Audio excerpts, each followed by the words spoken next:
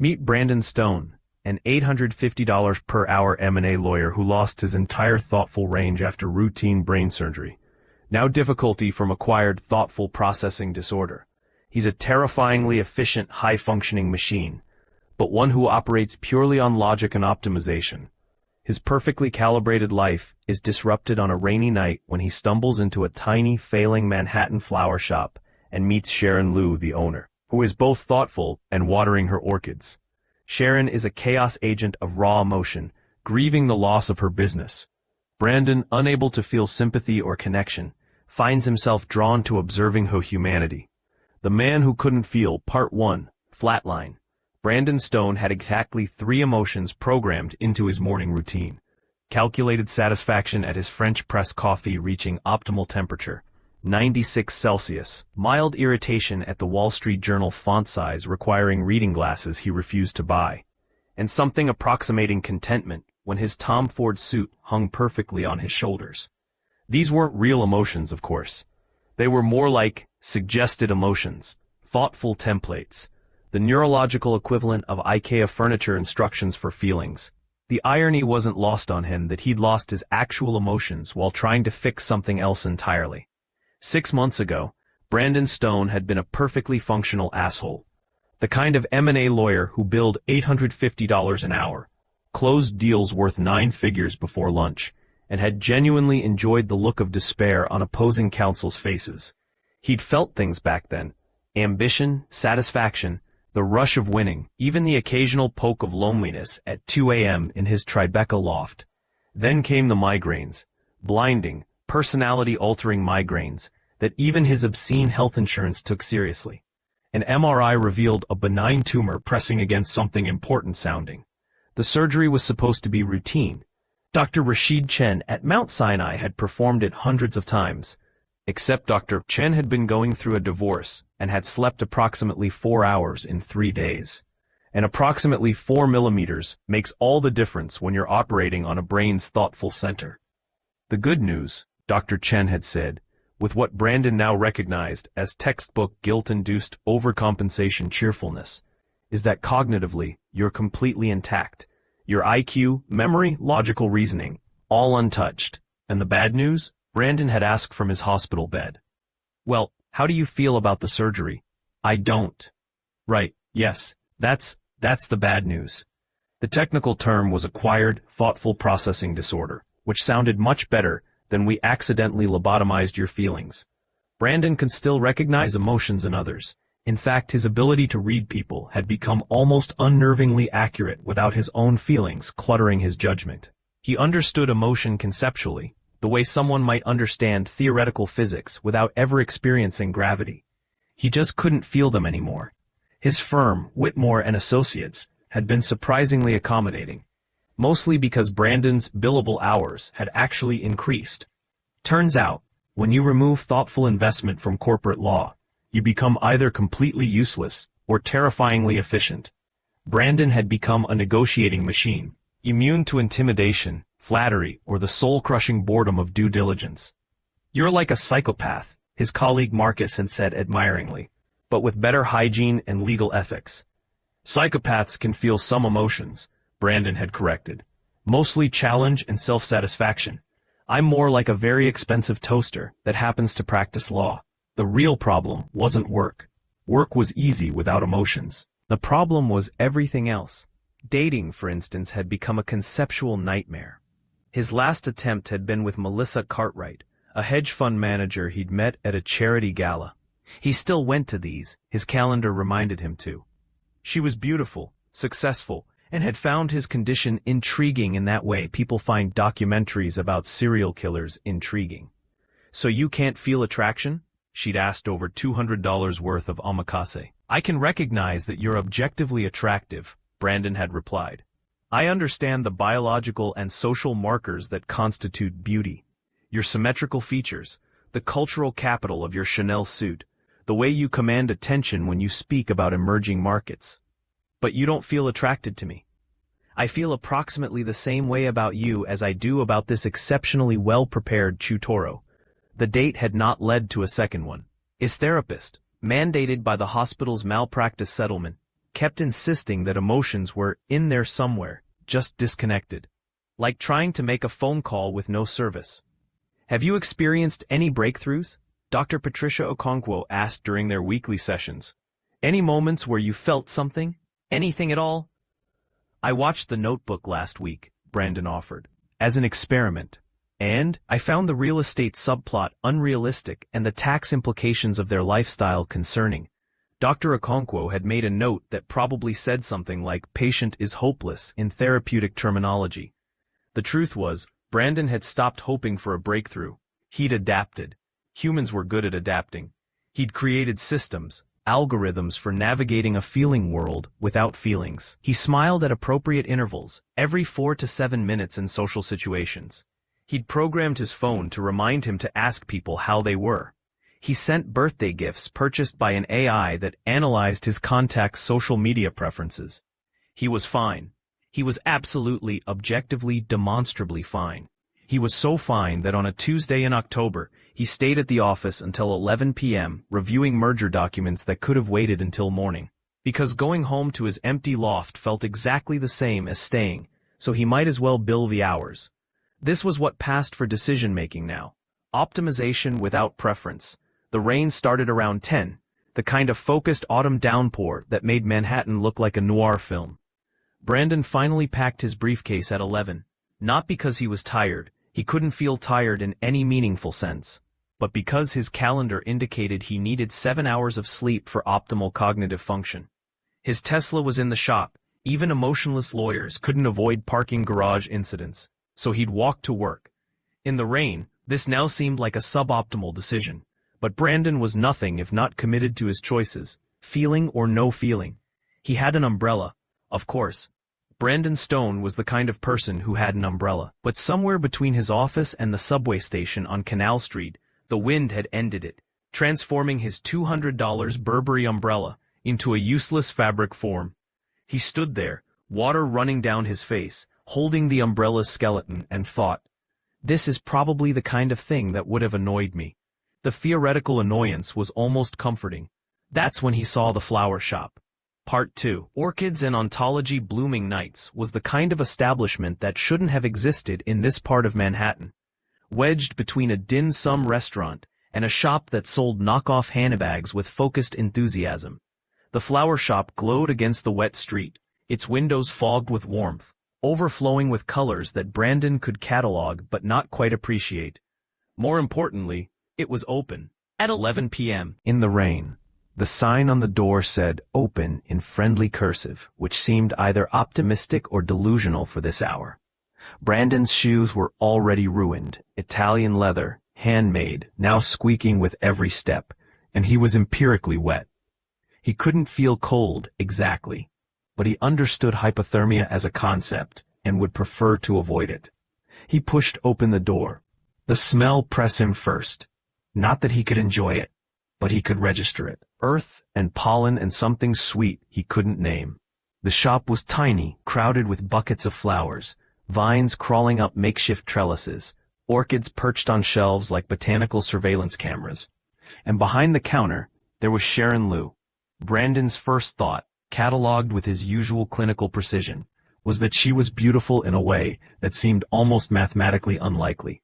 She had paint-stained jeans, an oversized cardigan that had seen better days, and her black hair pulled into a bun that was losing its structural integrity. She was holding a watering can and humming something off-key. His second thought was that she was thoughtful. Not sobbing, exactly. Just emotion running down her face while she watered an orchid, like this was a perfectly normal combination of activities.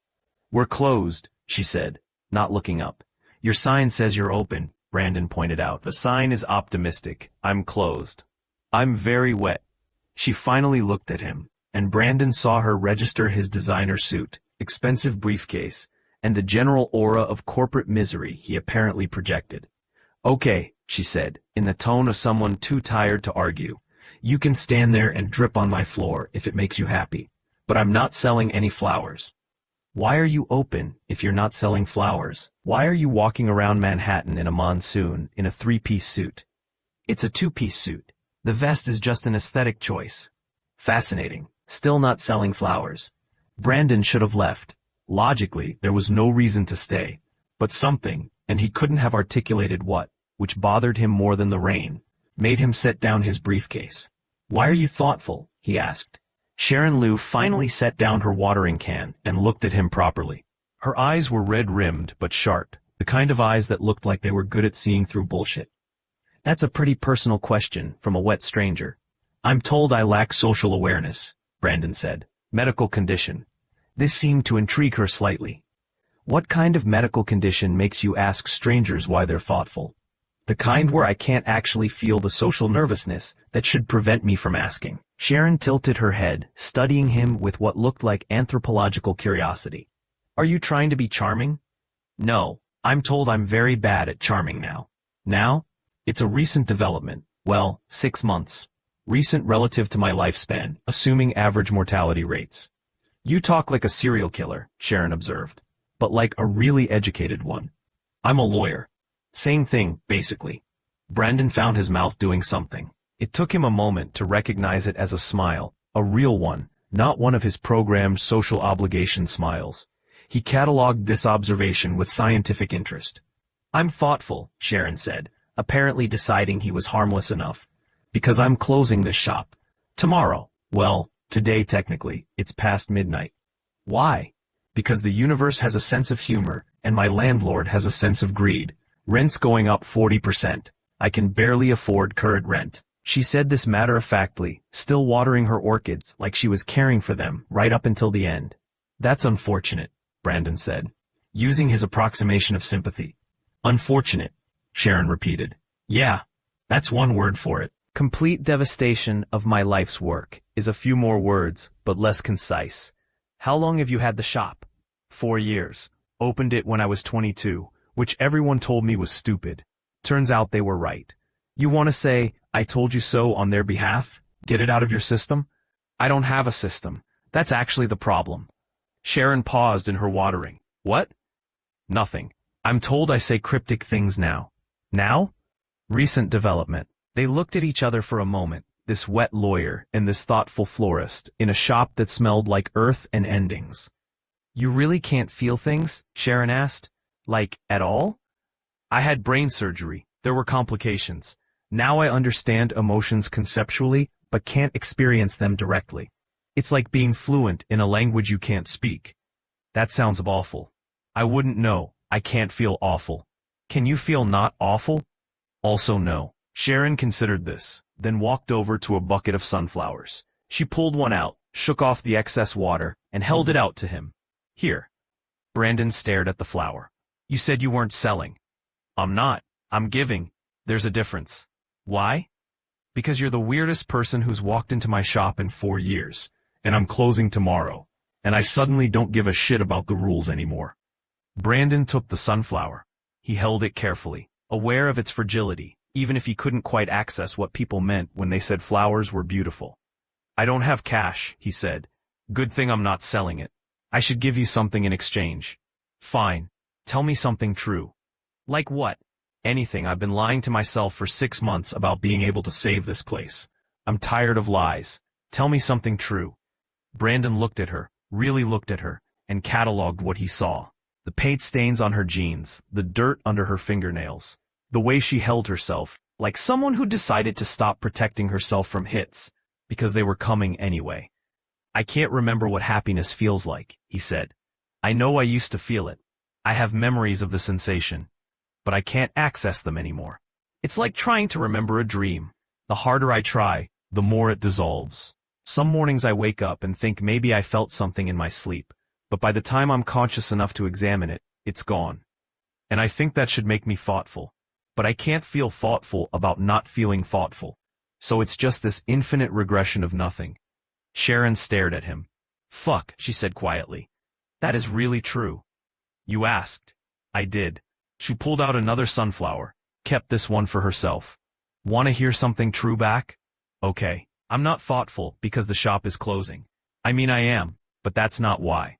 I'm thoughtful because I'm relieved, and I focused dislike myself for being relieved. I've been drowning for 2 years, pretending everything was fine, Instagram photos of arrangements and inspirational quotes about following your dreams.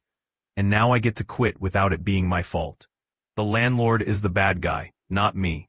And I'm so relieved I could throw up, and I focused dislike that, because this shop was supposed to be my whole identity. And if I'm relieved it's gone, what does that make me? She was properly thoughtful now, not the quiet emotion from before, but actual sobs that shook her shoulders. Brandon stood there, holding his sunflower, understanding intellectually that he should do something comforting, but having no instinct for what. I think it makes you human, he said finally. People aren't meant to have single identities. It's statistically unstable. You really suck at comforting people. I know. Like really suck. I've been told. Sharon laughed, which turned into a sob, which turned into another laugh. She wiped her face with her cardigan sleeve. Do you want tea? She asked. It's nearly midnight. Is that a no? Brandon calculated. His calendar said he needed to be asleep by 12 for optimal cognitive function. The subway ride home would take 35 minutes. Making tea would take approximately 10 minutes. Drinking it, another 15 to 20 minutes, depending on temperature and social convention. This was mathematically suboptimal. Yes, he said. Part 3. Thermodynamics and other complications. Sharon's tea turned out to be a camping stove in the back room and 2 mugs that said, World's Okayest Florist, and I'm not saying I'm Batman. Brandon got Batman. He didn't comment on the irony. The back room was somehow even more chaotic than the shop. Boxes of supplies, broken pots, a futon that looked like it had seen combat, and approximately 700 post-it notes covering one wall with what appeared to be business plans, motivational quotes, and several very detailed doodles of cats. I live here sometimes, Sharon said, following his gaze. When sometimes means most nights for the past 6 months, because my roommate's boyfriend moved in and they have very loud connection. That seems inconvenient. You're really committed to understatement, aren't you? It's a defense mechanism from when I had things to defend. Sharon handed him the Batman mug. The tea was some kind of herbal situation that smelled intensely of chamomile and broken dreams. So, she said, settling onto the futon. Brain surgery guy, what's your name? Brandon Stone. Of course it is. You look like a Brandon Stone. I bet you went to Harvard. Yale. Close enough. Law school? Columbia. And now you're a soulless corporate lawyer who can't feel feelings. It's almost poetic. I could feel feelings when I was a soulless corporate lawyer. I was actually better at being soulless when I had a soul. Sharon snorted tea. Okay, that's funny. I wasn't joking. Even funnier. They drank their tea in silence for a moment. Brandon found himself cataloging details about her, the way she tucked her feet under her, the chip in her front tooth, how she blew on her tea even though it clearly wasn't that hot. Can I ask you something? Sharon said. People usually do after the brain surgery reveal. Do you miss it, feeling things? It was the question everyone asked. His therapist, his colleagues, his mother during their monthly obligation phone calls. Usually Brandon gave the same answer. I can't miss something I can't feel missing. But something about this moment, this rain-soaked flower shop, this woman who'd just lost her dream and was relieved about it, the way his soaking wet Ferragamos were probably growing mold, made him answer differently. Yes, he said. Sharon looked surprised. I thought you couldn't feel. I can't feel the missing. But I can know it intellectually. I can observe the absence. It's like... He searched for words, which was unusual. Brandon Stone always had words. It's like living in a house where all the windows are painted black. You know logically that there's a view. You remember the view. But you can't see it, and eventually you forget why you bought the house with the view in the first place. That's really depressing. I know. But you can't feel melancholic about it. Correct. That's even more depressing. I'm aware. Sharon set down her tea. Okay, Brandon Stone. Corporate lawyer with no feelings. Here's what we're going to do. We're not doing anything. I'm going home to sleep for optimal cognitive function. Wrong. We're going to have an adventure. Brandon felt something flicker in his chest. He cataloged it immediately, probably indigestion from the questionable tea. I don't have adventures, he said. When's the last time you did something spontaneous? I took the stairs instead of the elevator last Tuesday. Jesus Christ. Okay, that's not spontaneous. That's just choosing a different route. It wasn't on my calendar. Brandon. Sharon. It's my last night in this shop.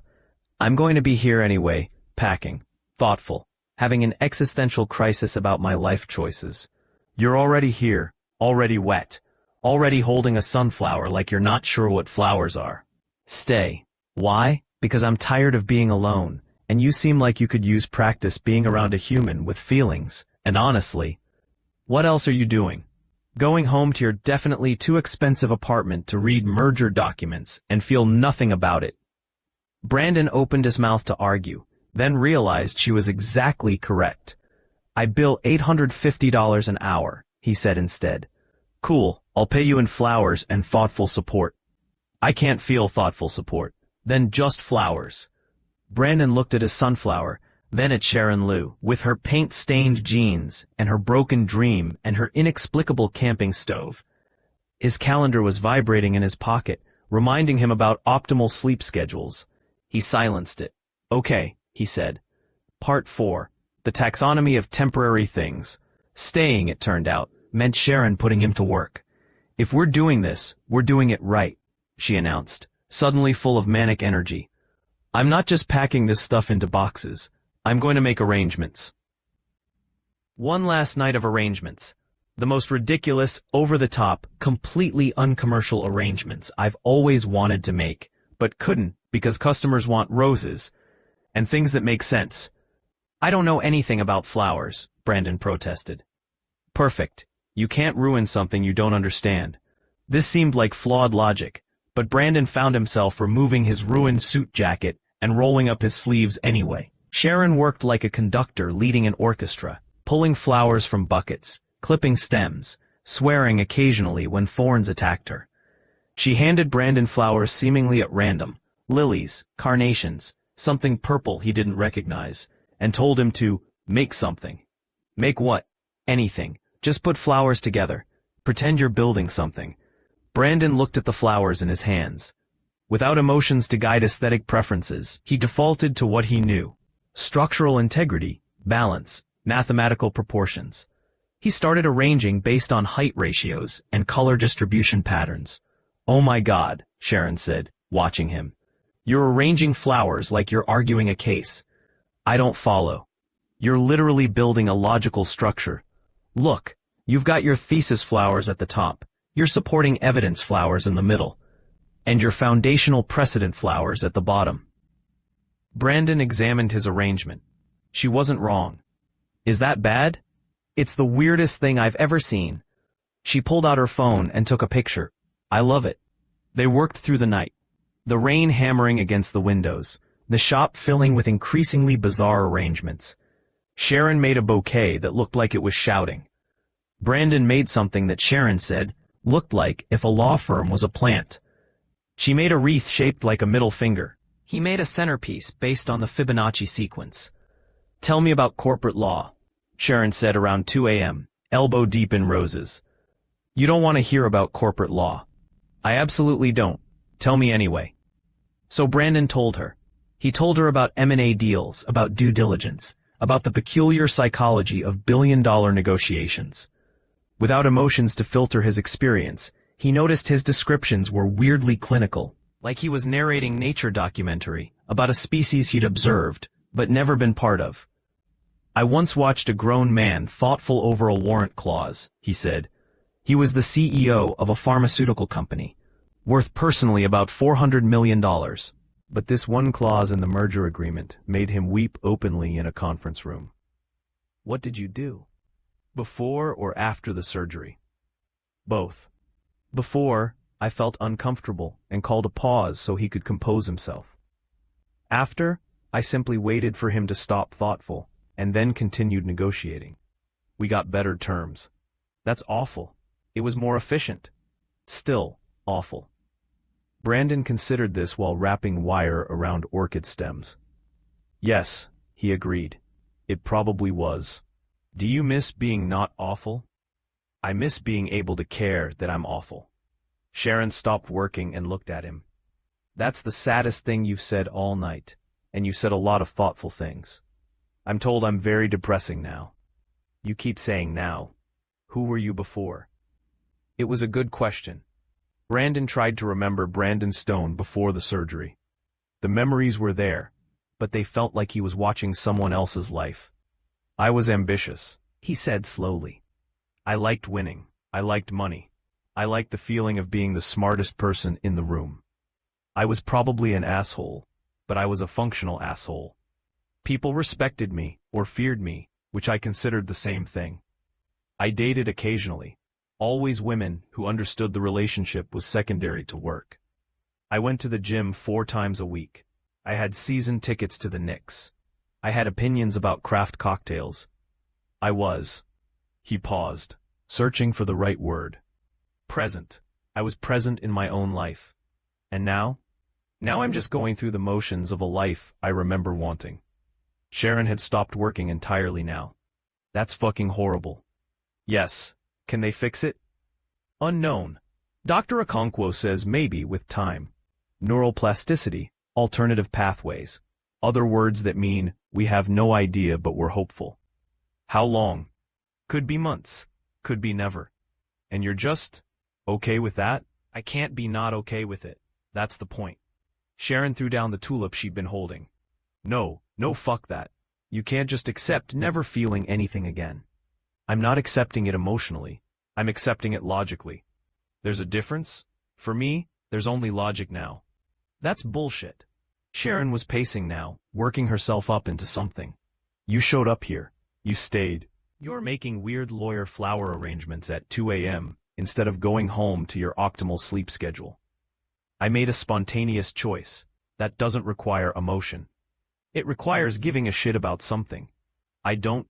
You smiled, Sharon interrupted. Earlier, when I said lawyers and serial killers were the same thing, I saw it. A real smile. Muscle memory. You're so full of shit. Brandon set down his flowers carefully. What do you want me to say? I want you to say you're not giving up. That somewhere in there, Brandon Stone is still present in his own life, even if he can't feel it yet. Why does it matter to you? Because, Sharon threw her hands up. Because we just met. And you're already the most interesting person I've talked to in months. Because you're brilliant and broken, and you showed up to my dying flower shop in the rain, and took a free sunflower. Because if you've given up on feeling things, then what hope do I have for giving a shit about anything? They stared at each other across a field of flowers and feelings. You're projecting, Brandon said quietly. Of course I'm projecting. I'm a disaster. But at least I can feel things about being a disaster. That doesn't make you better than me. I never said it did. You implied it. Because it's 2 a.m. and my life is in boxes. And you're standing there telling me you don't care about anything ever, and it's breaking my heart.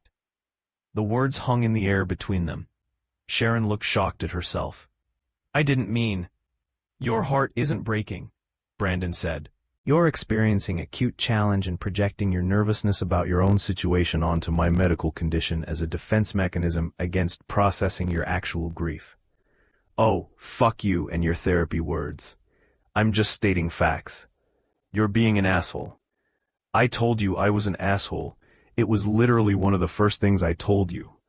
Sharon opened her mouth, closed it, then did something Brandon didn't expect. She laughed. Not a small laugh. A full, form-shaking laugh that bent her double. This is insane, she gasped. We're working against about feelings in a flower shop. You can't even feel feelings. Why are we working against? Brandon found himself doing the thing with his mouth again. The smile thing. I don't know, he admitted. I don't know either. She was still laughing, wiping her eyes. God, you're so weird. I'm aware. Not bad weird. Just weird. There's a difference? Yes, bad weird is like guys who press on you and then call you a bitch when you say no. You're weird like, she gestured vaguely at him. Like a really advanced AI that's trying to learn humanity from textbooks. That's either insulting or accurate. Possibly both. Definitely both. They looked at each other, and something passed between them that Brandon couldn't name, but could definitely observe. Sharon felt it too. He could tell by the way her expression changed, softened. Brandon Stone, she said quietly. Corporate lawyer with no feelings. Why did you really stay? Brandon could have lied. Could have said something about the rain, or convenience, or simply optimizing his evening. But Sharon Liu had asked for truth earlier, and turnabout seemed fair. Because when I walked in here, he said slowly, working through his thoughts as he spoke, you were thoughtful and watering an orchid at the same time. And I couldn't feel anything about it, but I could recognize it was important. The juxtaposition. Caring for something even while grieving it. And I thought, I used to know how to do that. I used to care for things while they were ending. I used to feel complex emotions, and I can't anymore. But I can observe you doing it, and observation is the closest I get to experience now. Sharon's eyes were bright. You stayed to watch me feel things? That sounds creepier than I intended. No, she stepped closer. It's kind of beautiful. In a weird, robot lawyer sort of way. I'm not a robot. You're a little bit a robot. I'm neurologically atypical. You're a sexy robot lawyer. The words just came out. Sharon looked immediately mortified. That wasn't. Brandon tilted his head, studying her. You find me attractive? I find you intellectually interesting. That's not what you said. I'm sleep deprived. You said sexy. Oh my God, can we make more flower arrangements and never speak of this? I'm trying to understand. What about me reads as sexually attractive when I've spent the evening being emotionally unavailable and making arrangements based on mathematical sequences? Sharon covered her face with her hands. You're doing it on purpose now. Doing what? Being attractive. I'm asking clarifying questions. You're asking them in a hot way. Brandon processed this. His therapist had said emotions could sometimes be triggered by external stimuli, other people's reactions, specific situations. He cataloged his current state, elevated heart rate, increased focus, heightened awareness of Sharon's proximity. I think, he said carefully, I might be experiencing something. Sharon lowered her hands. What? I'm not certain. It's very faint. But there's a sensation. When you called me, he stopped, trying to identify what he was feeling. I think it might be pleasure, at being desired. Or maybe it's indigestion from the tea. Oh my God. This is significant. I should document this. You're not documenting this, Doctor. Okonkwo specifically said to note any thoughtful responses. Sharon closed the distance between them and kissed him. It was not a good soft look, technically speaking. It was too urgent, slightly off-center, tasting of chamomile tea and desperation. Sharon pulled back almost immediately, looking horrified. I'm sorry, I don't know why I did that. That was completely inappropriate, and you can't even consent properly because you can't feel. Do it again, Brandon said. What? I felt something. You felt, I don't know what, but something, when you kissed me. Neural response, possibly thoughtful. Do it again so I can verify. Sharon stared at him. That is the least warm thing anyone has ever said. I'm not trying to be warm. I'm trying to conduct an experiment. An experiment. A soft look-based experiment. For science. You're insane. You kissed me first. I know. So soft look me again. Sharon Liu, florist and apparent chaos agent, looked at Brandon Stone, emotionally compromised lawyer, surrounded by ridiculous flower arrangements in a shop that would cease to exist in a few hours, and made a decision. She kissed him again. This time, Brandon was ready for it. He cataloged everything. The softness of her mouth. The way her hand came up to his chest. The smell of flowers and rain and something uniquely Sharon. And underneath the cataloging, underneath the clinical observation, there was something else. Something warm. Something that spread from his chest outward, like sunrise over Manhattan. Something that felt, impossibly, like feeling. When they broke apart, Sharon was breathing hard. Did you? Yes, Brandon said, and his voice was rough in a way he didn't recognize. I felt that. What did it feel like? He considered her question. Like remembering something I forgot I knew. Sharon Liu started thoughtful again. Happy emotion this time, unmistakable. Brandon Stone, she said. I think we're both in trouble. Why? Because I'm a disaster who just lost everything. And you're a robot lawyer who's learning to feel. And this is completely insane. Agreed. So what do we do? Brandon looked at her, really looked at her, and felt that warmth again. Faint, barely there, but undeniable. We make an arrangement, he said. What? You're good at temporary beautiful things. I'm good at structural planning. We make an arrangement. About what happens next. You want to negotiate our relationship? I want to build something intentional, even if it's temporary. Especially if it's temporary. Sharon laughed through her emotion. You're so weird. You said that already. Because it keeps being true. The rain had stopped outside. Dawn was starting to paint the windows gray. The flower shop looked like a botanical burst of light, filled with their strange arrangements. Half art, half accident, completely improbable. Okay, Sharon said. Let's make an arrangement. Epilogue, the terms and conditions of feeling.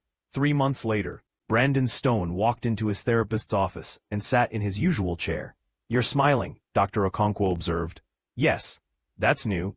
Is it? Brandon, you're aware you're smiling? Yes. I'm experiencing something I believe is happiness. Or contentment. Possibly both. The distinction is still difficult. Dr. Okonkwo set down her pen. Tell me what's changed. I met someone. Tell me about them. Her name is Sharon Liu. She's 26. She owned a flower shop that closed 3 months ago. She's currently working as a freelance florist while taking business classes because she wants to open another shop eventually, but properly this time, with actual financial planning. She has strong opinions about orchids. She makes terrible tea. She's teaching me to recognize emotions by experiencing them with her, which she calls reverse empathy therapy, and which has no scientific basis, but appears to be working anyway. You're in love with her. Brandon considered this. I don't know yet. Love is complex, but I feel something when she's around. Something that makes me want to optimize my life around her schedule instead of my calendar. Something that makes terrible tea taste acceptable. Something that made me buy a flower shop lease in Brooklyn that violates every sound real estate investment principle. You bought her a flower shop? I bought a lease on a commercial property that happens to be suitable for flower retail. Sharon is paying rent, below market rate, but she insisted on paying something. She's very proud. And how do you feel about that? Brandon smiled again. Proud. I feel proud of her. And other things. More things every day. It's like, he searched for words. Like my thoughtful range is a muscle I forgot I had. Sharon makes me exercise it. Sometimes it's uncomfortable. Sometimes I still can't feel things I know I should. But the windows are unpainted now. Slowly. One at a time. Dr. Okonkwo was smiling too. Brandon, this is remarkable progress. I know, I'm documenting it. Sharon finds the documentation annoying but tolerable. Do you love her? Ask me again in 6 months. I'm conducting a longitudinal study. You're impossible. Sharon says that too. Frequently. Usually while kissing me. Which seems contradictory, but I'm not complaining. Brandon Stone left therapy, took the subway to Brooklyn, and walked into Blooming Nights. Sharon had kept the name, but added Part 2 to the sign, which she thought was hilarious. Sharon was behind the counter, arguing with a supplier on the phone about peony pricing. She saw him and her whole face transformed. An expression he'd learned to recognize as joy, mixed with affection, mixed with mild exasperation. She loved him. He could see it clearly, even on days when he still couldn't quite feel his response. But he was getting there, one flower at a time. She ended her call and came around the counter. How was therapy? Educational. Dr. Okonkwo thinks I'm in love with you. Oh, does she? I told her I'm still gathering data. You're so warm.